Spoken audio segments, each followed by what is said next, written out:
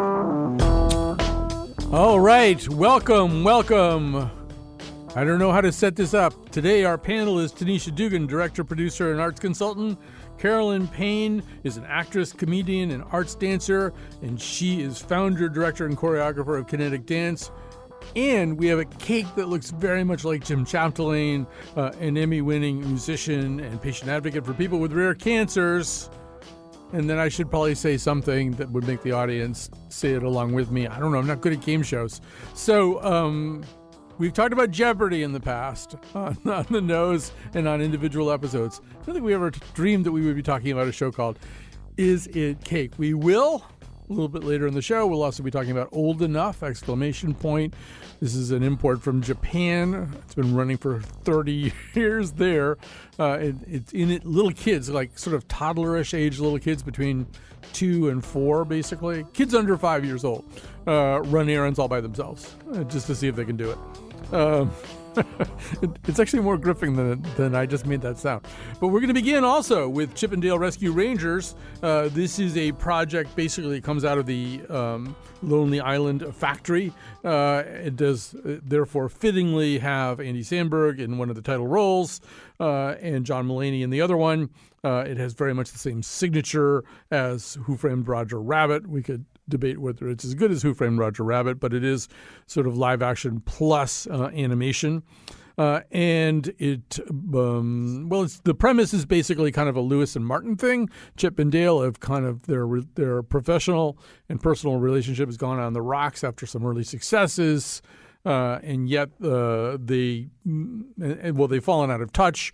And one of their former members of their kind of Rat Pack, to extend that analogy, I guess, disappears. And so we're going to play the clip right here. The person who has disappeared, person is not the right word, is a character named Monty. So here's Chip 'n Dale Rescue Rangers. We're as much real detectives as the Scooby-Doo gang. Exactly! That's why we have to try! No. What? Chip, Monty called both of us looking for help, and we let him down. We can't just let him rot in some overseas studio being forced to make bad movies. If he's gonna make bad movies, he should be making them here, with me.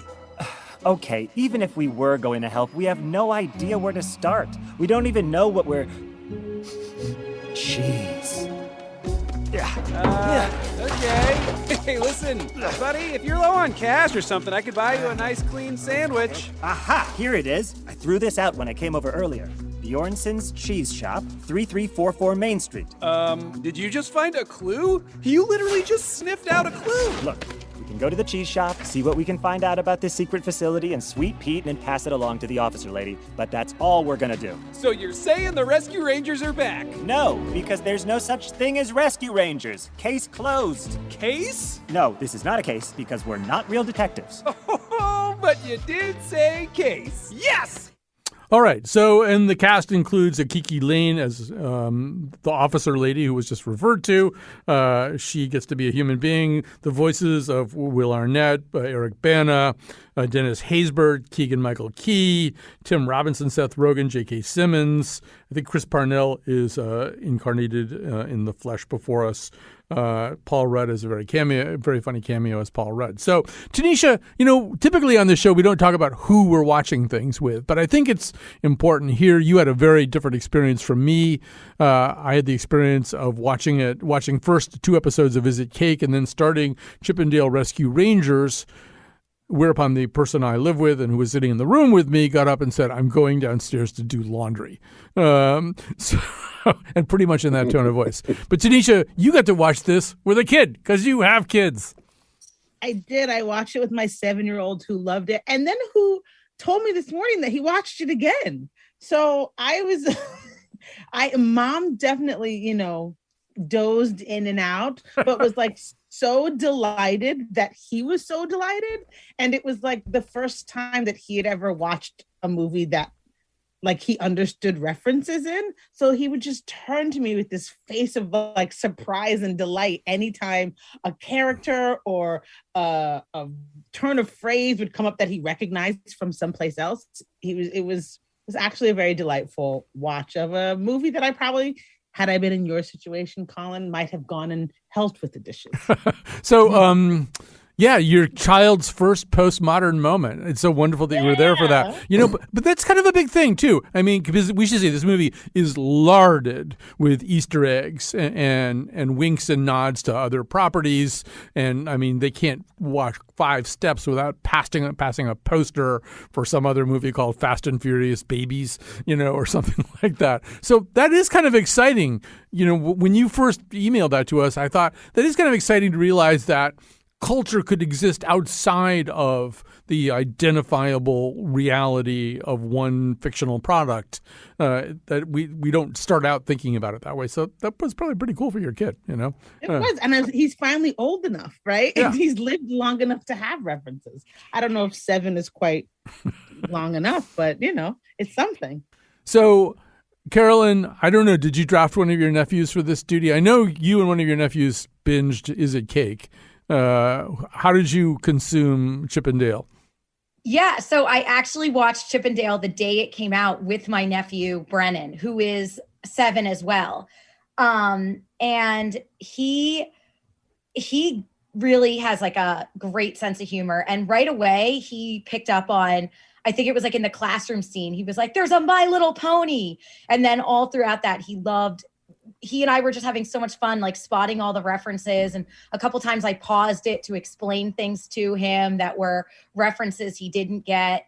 And he and I just both burst into laughter with the He-Man and Skeletor cameo, when Skeletor calls He-Man a boob. For some reason, Brennan and I found that to be the best line in the movie, and we're laughing so hard.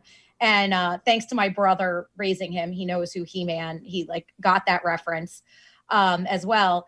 So, I mean, but I think I'm exactly the demographic for this movie. I was around when Chip and Dale Rescue Rangers was my Disney afternoon, and I watched that cartoon. So I, got that reference. I love this recall to it. And all of the references peppered throughout it and everything, all the little cameos and Easter eggs just really, I think, were exactly designed for people in my age group to really get and appreciate. But I agree with Tanisha. It was really fun to watch a movie like this with a kid, which probably most people in my age group have a kid about that age that they'd be sharing this with. And I think it was really well done for that. So yeah, Jim, you and I are exactly the same age. I don't know, born in the 50s, it might be kind of a liability here because there's certain references, like even animated references, that you and I probably aren't getting. I'm not so sure. I had a very busy week, and I started this. I saw the lineup that Jonathan sent and thought, I can't say no to this. It's just too weird. This is just too weird to say no to. So I started watching some of the content. I started this late at night, and I think I fell asleep in 5 minutes. So I set an alarm this morning for 6:30 and watched it, and I loved it. I think that's my new thing. Get up at 6:30 and watch a full-length animation movie. I think the references, if you're a fan of animation, are pretty much, they're a pop culture fan. I think they're accessible, but you might be right that some of them, Carolyn and Tanisha are probably right, have a bullseye on them, and you and I might be out where you get 10 points instead of 100. So I really liked it, though. All the Easter eggs are crazy. In fact, I had to actually go online afterwards. There's 300 or more, and they're very funny. It's self-deprecating. It's not over the top. One of my favorite lines was that they're talking about Seth Rogen's character, which is a very particular style of animation. And John Mulaney says, he has those Polar Express eyes. Yes. And I remember being haunted that. This is the scariest movie ever. Yeah, Polar. Well, they talk about the uncanny valley, which is right, which is what Polar Express kind of famously is. Right. So, Tanisha, One question that I had here, and this also could be due to my advancing age, is about pacing. Hey, careful. Well, our age is advancing. There's nothing we can do about it. But, Tanisha, maybe put on director-producer hat here for a second. There's some brilliant ideas in this movie, and I wondered if maybe the movie was whizzing by them too fast. I think in particular, and I don't think there's any spoilers. There's any way to spoil this. But one of the subplots is, and it's kind of suggested even in the clip that we played, that something is happening to these toons, these cartoon characters, in that some of them are being kind of enslaved somewhere for the purpose of making cheap knockoffs, that have names like the Little Mermaid, but it's like the very small sea woman or something like that, and it's not quite right. It doesn't look quite right. And at one point they kind of go to this big sort of warehouse, airplane hangar place where it turns out this is happening. And I just thought, wow, they're rushing by this so fast. You really could kind of milk this a little bit more because it's such an insane and funny concept.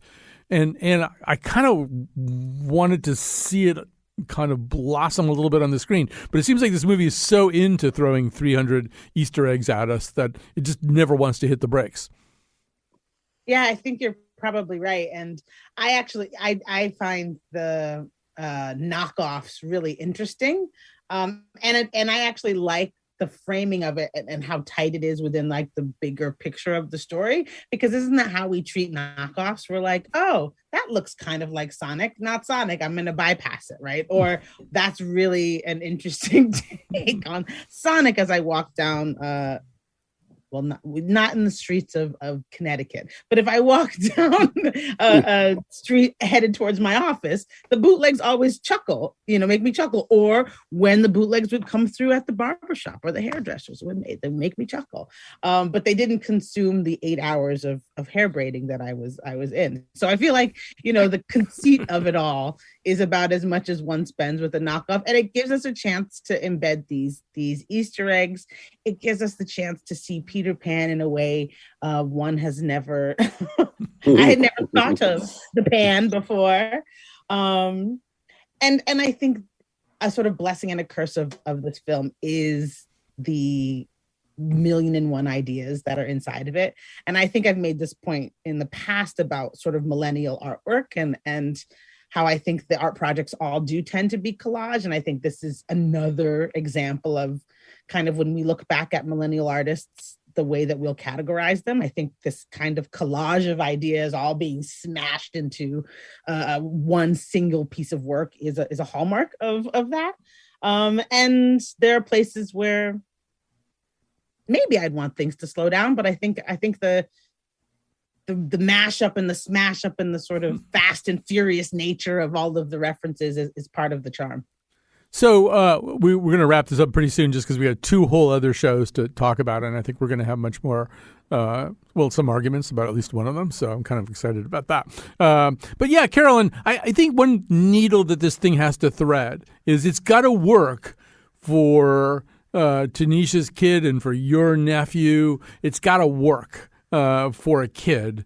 And on the other hand, it's clearly also pitched at, I think, particularly people sort of between the ages of maybe 30 and 45, somewhere in there. And to do it, you can't make things too sophisticated or dark.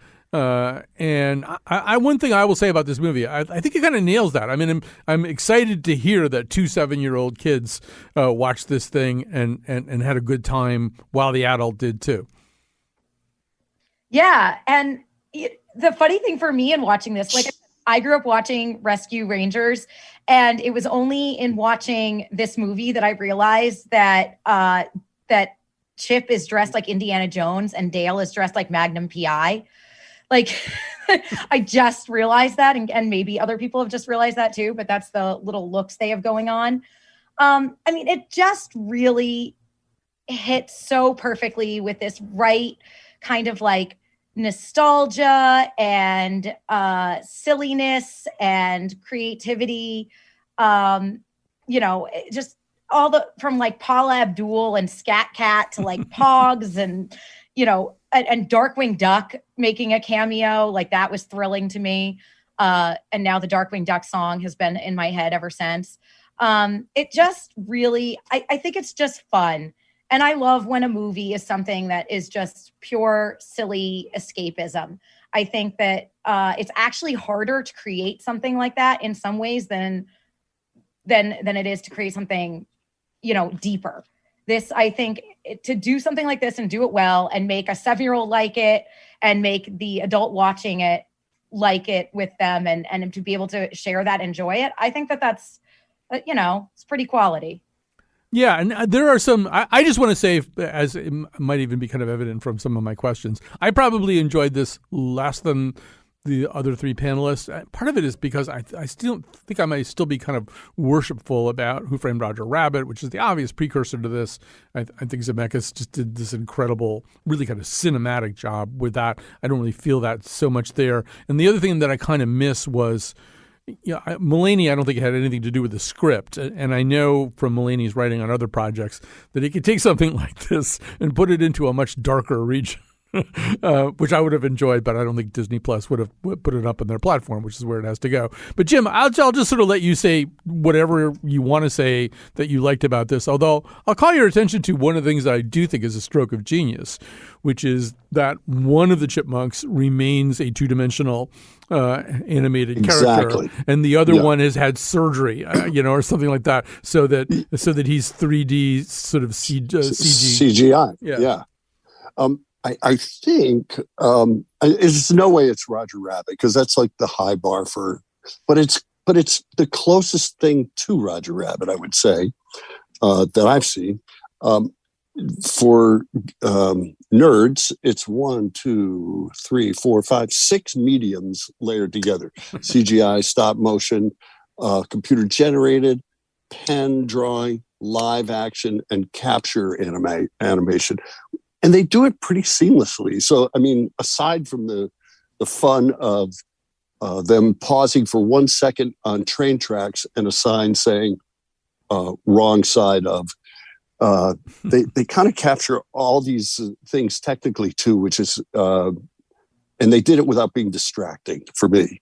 But if you are an animation fan, I think this is as close to Roger Rabbit. It's not Roger Rabbit, but it does. At one point, there's a quick cut showing these tools, these instruments for surgery to modify our poor tuned characters, and a really quick examination that reveals a bottle of dip. If you recall from Roger Rabbit, that was the most dangerous stuff. So right. I really liked it. I hear what you're saying. It could have been dark. If this shows a path instead of trying to walk the wire between kids, the 7-year-olds who enjoyed it, the 30-year-olds, and then you and I tagging along, it would be great to see these guys do some crazy, dark, freakish thing together. But that's not what this is. Yeah. So I took it for what it is and really enjoyed it. All right, so we have to move on here. For some reason or other, McPants thinks it's important for me to say that Dale is the one who's had the 3D surgery. Chip is still a traditional tune. So there you go. All right, we're going to take a break. We're going to come back. We've got 2 Netflix series, both of them rather surprising hits for Netflix, to discuss.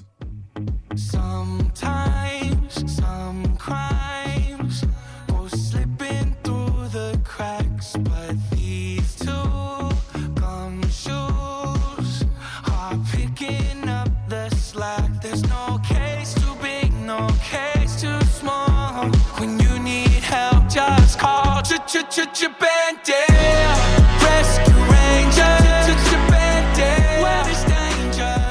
No, it never fails once they're involved. Somehow whatever's wrong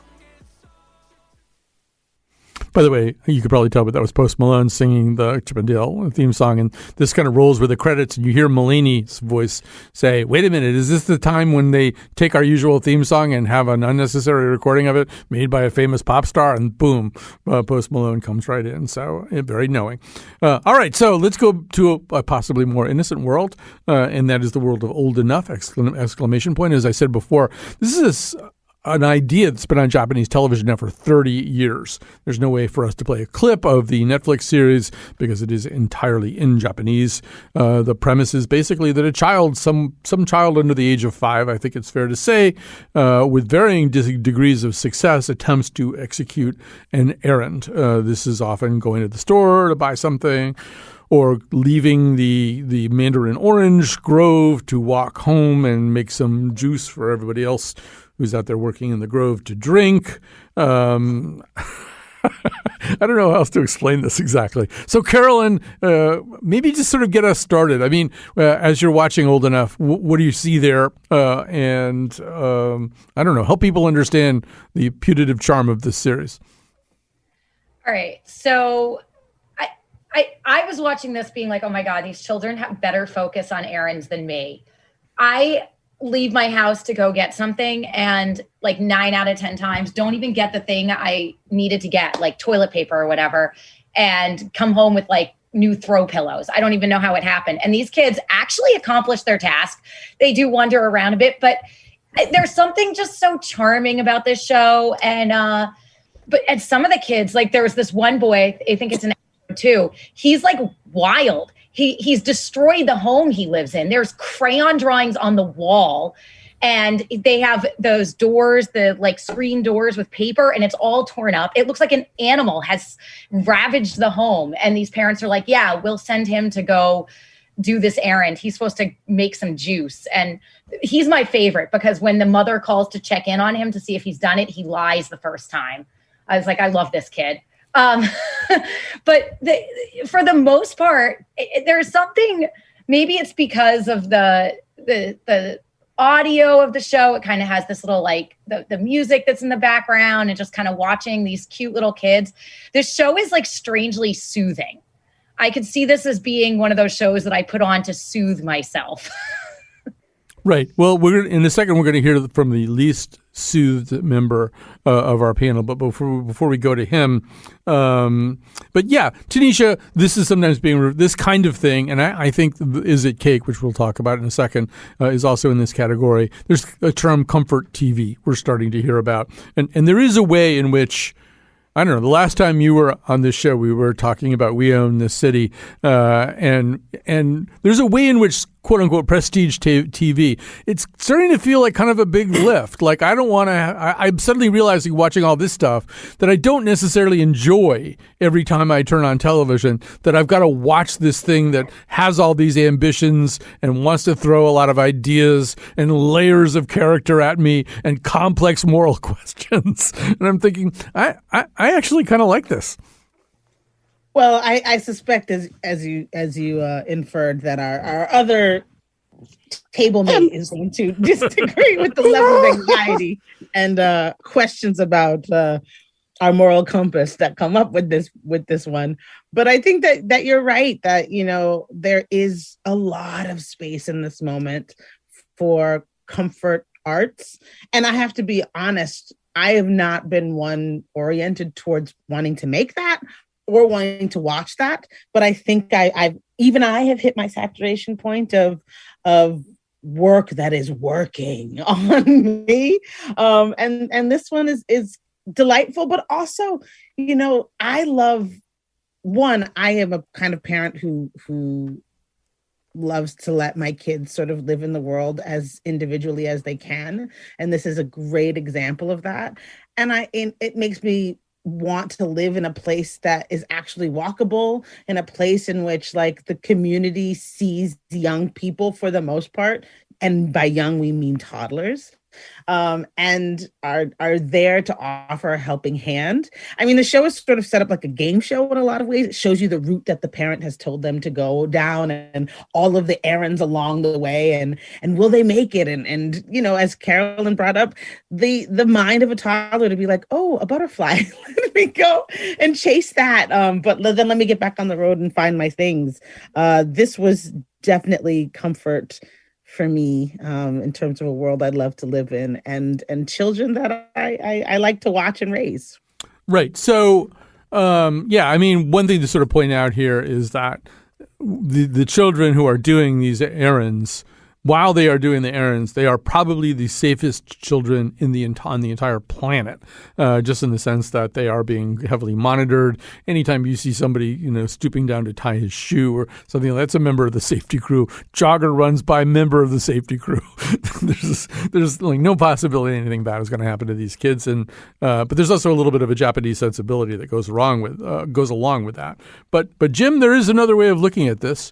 But one thing that you guys have alluded to is that this is kind of like the Truman Show, right? In that I don't know how much steering these kids get, but every other person that we see is involved in keeping them safe. I'm sure, because the first thing that happened to me, having raised a child, and ironically, she's old enough to go to the grocery store now and probably wouldn't if I asked her, but she would have when she was 2 if I put her up. But I was the anxiety of a parent saying, okay, you're 2, time to start becoming an earner around here. Let's go out and get some things done. So my first inclination when I saw this was to call the DCF on you guys too for making me watch it, but I didn't. So here's the things that I liked. I liked the sort of Benny Hill like soundtrack. It's very vestigial. The narrator is like, here's what's going on in the kids' minds, even though he has no idea what's going on in the kid's mind. And that's kind of all good times. I got a little uneasy when I see like a 2.5-year-old sort of trying to navigate a super highway, even though I knew he wasn't really truly navigating it. So then the question becomes, are we just watching kids be cute, or are they really doing something? And I don't have an answer to that. But of the 3 things we watched, this is the one that had me chewing my nails a little bit. And you guys are kind of opening my eyes and peeling back the layers. But I don't imagine that I would ever go back and watch this again. To test it, I have a 2.5-year-old neighbor, and I gave her the keys to my car.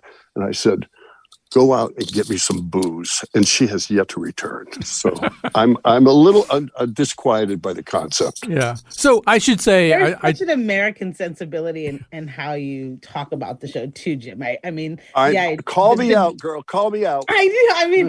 I love and I put American in quotation marks as well, right? A particular kind of American.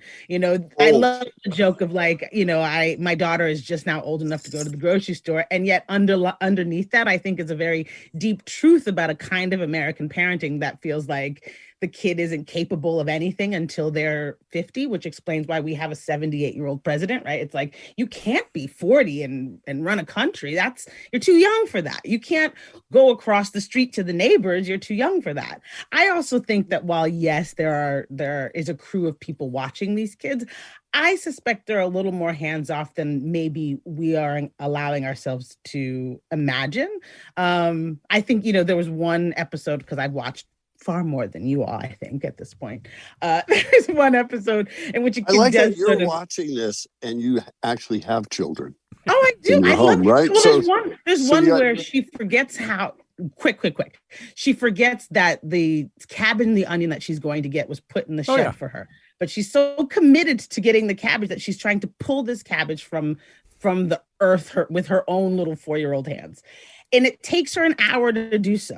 And by the time she does it, it's dark, right? And so the sort of hands of the world turn on the headlights on the car that's been following her, so she has a light to get home. I mean, I think that's about the extent of it. They're not like picking them up and putting them in the car, which I think our American selves would be like, oh my goodness. Right. Well, I should say that Japanese people are aware of now the American reactions to this show. And they're kind of saying that, too. I think what they're essentially saying is you live in a country where it's scary to be a kid and where there's a lot of stuff you got to worry about. And that's not so true here. There's much more cohesive neighborhoods. When they shoot these things, the entire neighborhood knows that it's happening. People kind of know each other in a certain way. And I told the panel this, that I was in the city of Nara, Japan, one day, and they have the crosswalks in Japan are taken incredibly seriously. There is almost no such thing as going to a crosswalk, looking around and seeing no cars anywhere near and deciding you're going to walk across. You just don't do that. And I was in the city of Nara where they have this big park that has deer running all around the park. And I was walking out of the park and there was a deer standing on the sidewalk and it was looking at the walk sign, waiting for it to turn green to walk. And then it did and it walked. Even the deer were observing the crosswalks. So, I mean, for me, Carolyn, some of the charm of this is just Japan is a different place. It's an interesting country. It's a different kind of society. Stores are laid out differently. Cities are laid out differently. People are different. I mean, it's a little bit of a travel show, too, I think. Yeah, I've never been to Japan. I've been to other parts of Asia, but this really was, I mean, and they give a nice description of the different locales that they're filming in and some of the history and background. So it is kind of a travel show. And, you know, I never once, it's interesting, Jim, it never occurred to me that these kids were in any sort of danger because, like, a camera crew is following. You know, I don't believe they were ever in any real danger. I think the implication when you're watching it is that they are free range kids. And of course they're not, because there's people with yellow vests all over the place. You occasionally see a cameraman, right? Because it's not really tightly edited. It's just like, here we are having fun with this thing. So my initial reaction is, DCF. And I can see why you guys are enjoying it. I'll push back on just being an American parent a little bit, in that I'm not sure this is a totally just a separate culture phenomenon. I think you could do this in many neighborhoods, in anywhere. But it reminded me a little bit of, and I'm hogging your time, I'll give it right back, a little bit of the Disney series, the nature series they used to have about, cougars or something, and you'd see these incredible shots, and it would turn out that they were, drugged or something. I'm not suggesting they're drugging the kids. No, and I think that they're, sort of to double down on Tanisha's point, I mean, they don't have a very good episode if things don't get screwed up, right? The kids have got to make mistakes. They've got to stall out. They've got to spend an hour trying to, tear a cabbage loose from its stalk or blow off 45 minutes chasing a local dog around with a butterfly net when they're supposed to be making juice. There's sort of that whole thing is kind of built into it. So they're certainly not orchestrating perfection because they got no show if it turns out that well. Hey, I think we need to flip over right now. Fascinating though old enough is it cake? Maybe. I don't know if it's more fascinating. That might be. I don't really know how to even evaluate that statement now that I've made it. But Is It Cake, which is hosted by Mikey Day, is kind of reverse engineered out of what was an internet meme that started either on TikTok or somewhere like that, and then spread to Twitter. This sort of a whole idea of people making these incredibly realistic looking objects that are in fact concealing delicious cakes. I think that maybe explains it. Let's hear from Mikey Day, the host, and he's talking to some of the contestants, and maybe you get a little sense of things. Welcome to a very different kind of baking competition. We found 9 amazing cake artists. By day, I'm a working mom, and by nights, fool people with cake magic. Like psychological warfare, right? These talented bakers create mind-altering, hyper-realistic cakes. They literally all look like burgers. You gotta be a little weird to do this kind of thing. I love it. Their goal? To fool our judges. You guys tricked us too hard on this one. And in each episode, the winning baker could take home up to $10,000. That's great. You guys are so nice. In the end, the 3 best bakers will compete for a grand prize of $50,000. Oh my gosh. Yes, that's right. They gave an idiot a machete. And I'm about to ask the most important question. Is it cake? That is the most important question. I think one Papulian through line for today's show is low stakes. You know, there's really not a lot to worry about on any of the shows that we're talking about, whether it's Chip and Dale Rescue Rangers or Old Enough or Tanisha, Is It Cake? Isn't even like a lot of money. Like that's not even really good Jeopardy money that they're talking about. And I think sort of that's kind of the charm too, that you can't win or lose too much. Yeah, you can miss me with this one. Okay. I pass on this one. And I think it's precisely for the low stakes option that you talk about, right? It's like not a lot of money. It's like the judges are clearly like people making content for Netflix that they're like, meet this person who makes this show over here. Go watch that show next. I much prefer the chocolate version of this. And I actually I can't even remember the man's name, but I follow this French man on the Instagram because I was so delighted by the things one can make from chocolate. But nobody wants to eat this kind of cake. And I say this as a mom who is all about the spectacular birthday cake that nobody eats because nobody likes fondant. You know, so fondant is something fondant is something we learn a lot about. I don't think even aware of that term heading into this, and so so I don't know, Carolyn. We're kind of back where we started. There is something once again, not for Tanisha apparently, but there is something kind of pleasant about how little is at stake there, and kind of how cheerful pretty much everybody seems to be about that. Yeah, I mean, well, first of all, can I just say how wonderful this nose has been today for me, who just loves garbage TV. But I will say, having had watched the Is It Cake show with Brennan, my nephew, and, we had fun, like, guessing, like, is it cake? This show could be like a fun drinking game, too, if you were watching it with adults and, guess which one is cake. I would be really, really drunk because I'm apparently horrible at identifying cake. But of these three things that we're talking about today, this was my least favorite. I don't know if it's that Mikey Day as a host doesn't really do it for me. I don't know. The fact that they have to edit 8 hours of tedious, ridiculous. Exactly. I thought to myself, you were making these fellow contestants sit here for 8 hours? And you need $10,000 just for that. Right. Yeah, sorry, Carol. I was thinking the same thing. I was like, have these people been sitting on that bench for 8 hours being forced to make glib comments? That's a nightmare. So, but I mean, again, I'm never mad at ridiculous reality TV. I will sit and watch this crap all day long. But of these three things, to me, this was the least valuable use of my wasted time.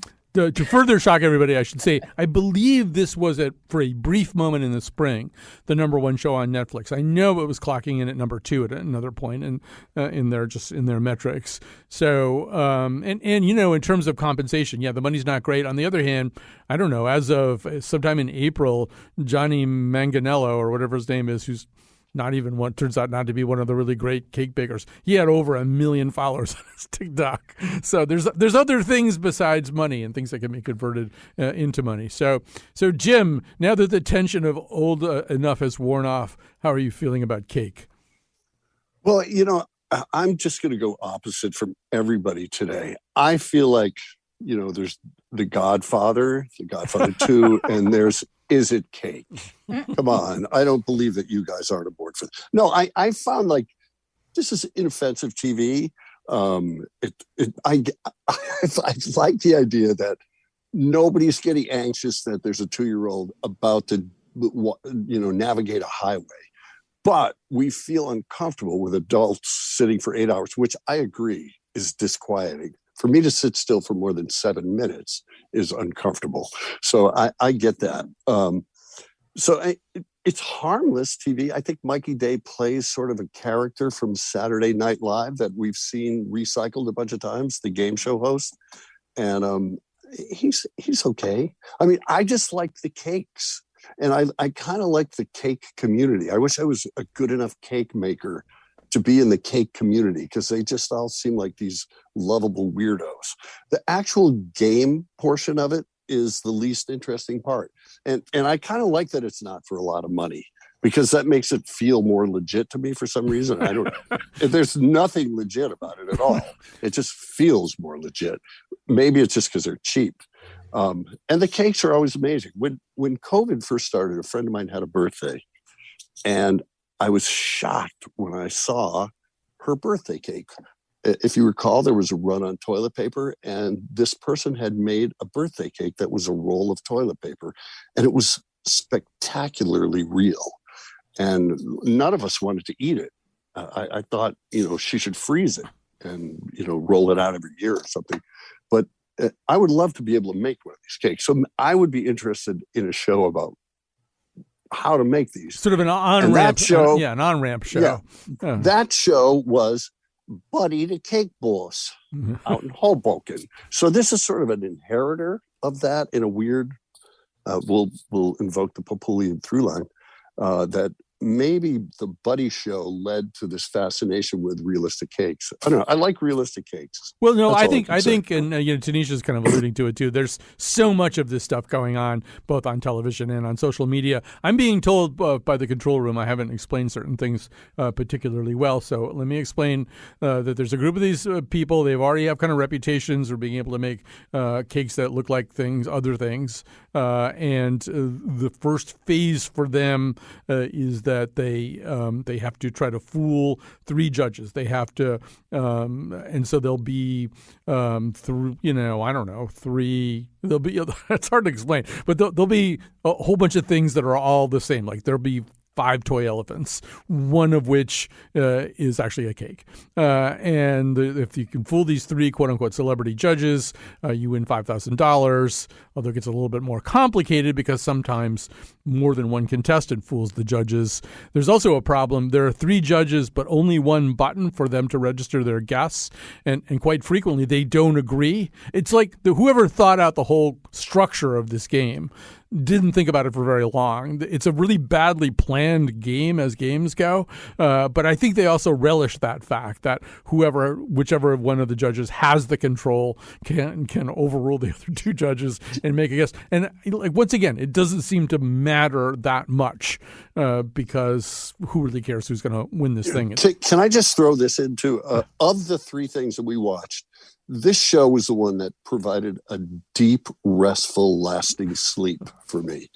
I don't know how long I last. It's a 40-minute episode, but man, I tanked out and I don't know. I woke up hours later, for the first time in years, slept like a baby for a couple of hours. So maybe there's something about this show that there's so much nothingness here that you needed this show. Were you on a sugar high?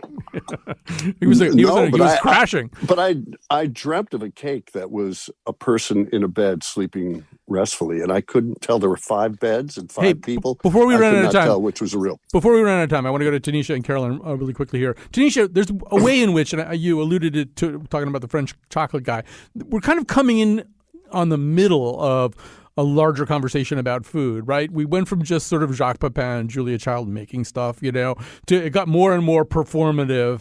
And now we have this kind of postmodern arch take on the whole concept, right? There's a way in which this, I don't know, this isn't the beginning of a conversation. It's some, extra innings of that conversation. I think that's exactly why I don't love it so much. I think you're right. I think it's not a how-to. It's also not like a best of. One of them is making like a cake that's supposed to look like a drink and a coconut, and she made the cake out of cookies and cream. And I thought to myself, that's not what you make that cake out of. You're supposed to make it out of some derivative of a cocktail, right? It's supposed to be pina colada flavored or margarita or daiquiri flavored or what have you. And so I was a little ahead of this game show. And I also thought the set design was ridiculous. They did not spend a lot of money on anything on this show. All right, we are going to have to go to a break right now. I just sort of screwed up the clock. Let's grab a quick break and we'll do some fast recommendations on the other side.